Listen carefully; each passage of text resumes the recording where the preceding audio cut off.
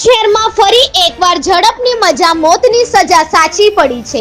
ભટારમાં 18 વર્ષના social media influencer prince પટેલનું bread liner circle પાસે થયેલા ભયાનક બાઇક અકસ્માતમાં મોત થયું છે। માથું ધડથી અલગ થવાથી ઘટના સ્થળે જ તેનું કમકમાટી ભર્યું મોત નીપજ્યું હતું।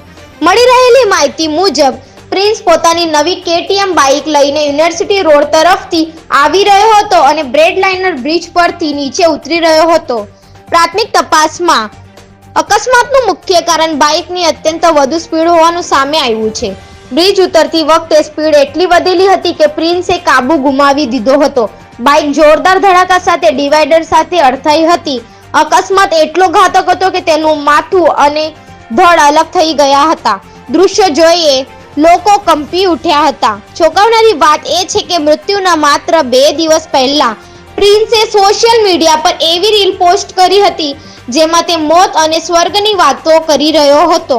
ઇન્ફ્લુએન્સર PKR બ્લોગર તરીકે જાણીતા પ્રિન્સ પોતાની નવી બાઇકને લેલા કહેતો અને એ જ બાઇક તેના મોતનું કારણ બની।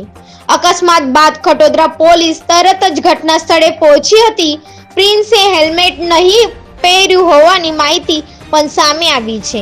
જો હેલ્મેટ પહેર્યું હોત તો કદાચ આ જીવલેણ ઈજાથી બચી શકાયું હોત।